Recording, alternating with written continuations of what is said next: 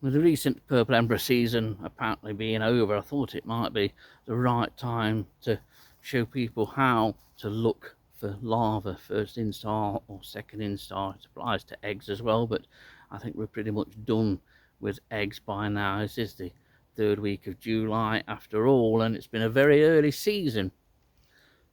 And I hope that people seeing these videos may be encouraged to go out and actually look for this elusive creature.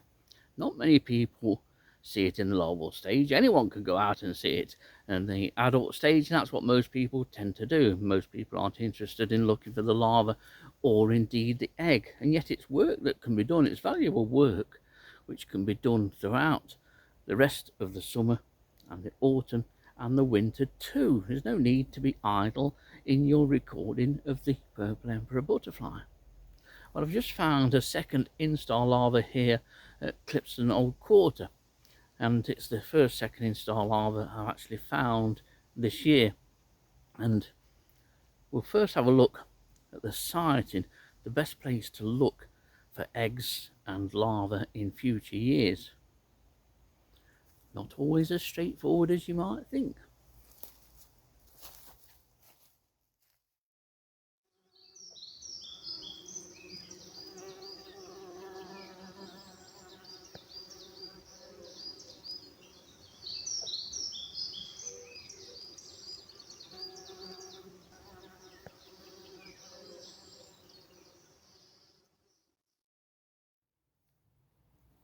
Now, many people who've looked and monitored purple emperors over the year, to them this won't be anything new, but this video, to be honest, isn't particularly aimed at those people.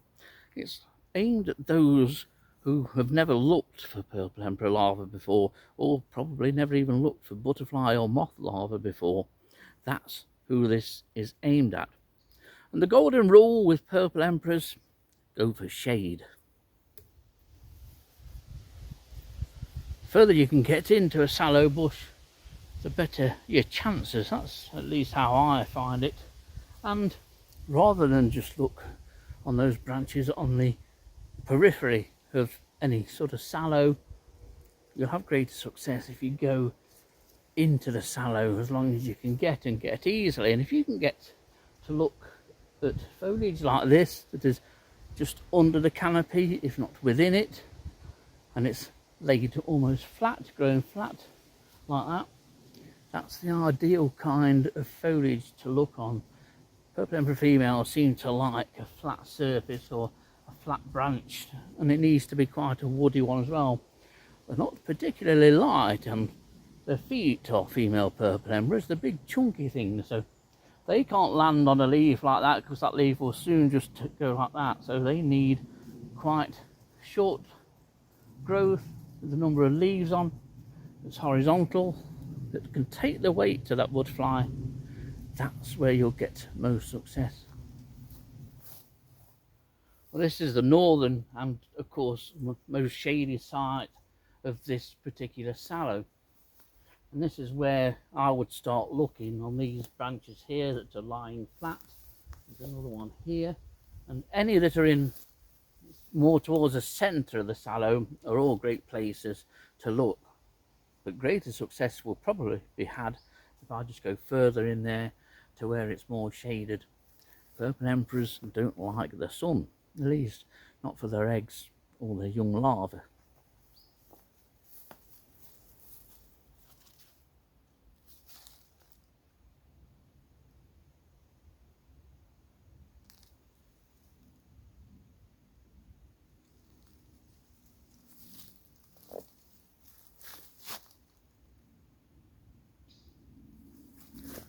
Once we're past the egg stage, you're obviously looking for a small larva. Now, a larva which is still in first instar is anything from about 4 to 5.5 millimeters in length. Once you get into second instar, they become a little less easy to find, but there are telltale signs, feeding signs on the leaves, which can give you a strong clue to a larva's presence. That larva may not be in the immediate vicinity, but it will certainly be quite close by, and it's a particular kind of feeding sign One which, when you sort of train your eye to know what to look for, can be found and seen quite easy. Finding the larva is a matter of meticulous searching.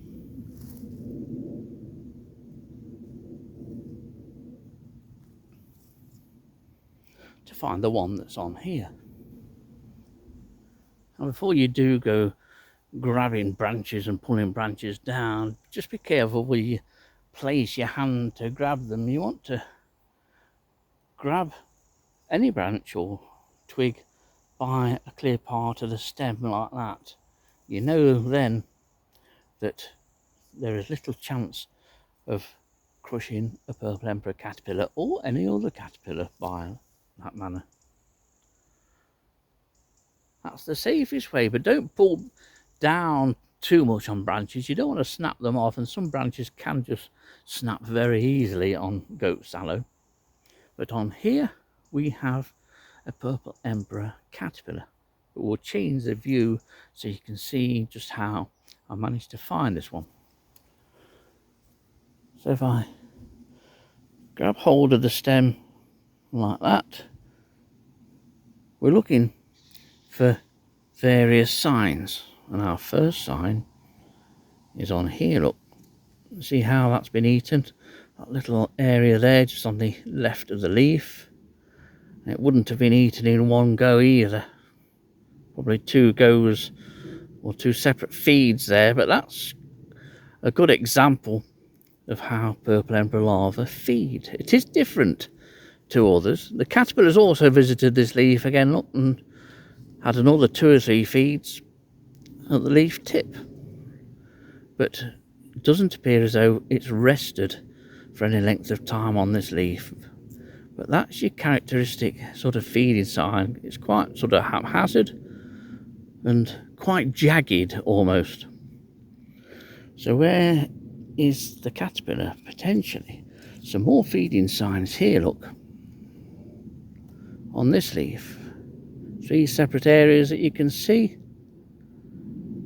that would indicate a purple emperor larva being present, and indeed it is. It's at the end of this leaf, and this leaf has got the characteristic feeding signs, a really sort of real giveaway to this larva being present, eating away either side of the leaf to the midrib and creating anything from a diamond to a triangular shape on which the caterpillar rests. And there you can see the caterpillar. Second instar. They do eat the old skin once they've molted, so you'll rarely find any evidence of the old skin unless the caterpillar has only just molted out of it. It eats the old skin very, very quickly. And this one is 5 to 6 millimeters in length and has now got those slug-like projections on the head. Not always easy to see, but it's the feeding signs that give these away. You can also see these from underneath. This one might not show much of a silhouette, but they can be seen from underneath. You can stand under a sallow with the leaves backlit by the sun and look for this characteristic feeding shape or feeding pattern and the silhouette of the larva. So just to recap, I noticed these little feeding signs on the edge and at the leaf tip of this leaf, quite characteristic, quite jagged, made over several feeds. I then looked elsewhere up the branch and a few leaves away, there was this leaf with 3 more feeding signs, and then from there to here we found our larva resting at the leaf tip with a characteristic fact, this one's just starting to go for another nibble by the looks of it. But there's those characteristic feeding signs made by L2 and L3 larvae, eating inwards from either side of the leaf to the midrib, leaving the larva to rest on a diamond shaped or triangular shaped island of leaf. Not the impossible things to find. Well, I can't help you more than I have done really if you're wanting to go looking for the young caterpillars of purple emperor butterflies. And it's a great thing to do. You can do it with the kids, get the kids involved, tell the kids how rare the purple emperor still is really, although it's having a fabulous year this year. If ever you want to go looking for purple emperor larvae, 2025 is the year to do it over the next couple of months or so. But remember, the main thing is don't bother too much looking on the open or south facing part of the sallow bush. Go round to the other side if you can, get into the sallow, look on bits like this that are in shade or partial shade. That's where you'll get your most success, especially where branches are quite horizontal laying. So there you go. The rest now is up to you. In the meantime, I'm going to see if I can find any more.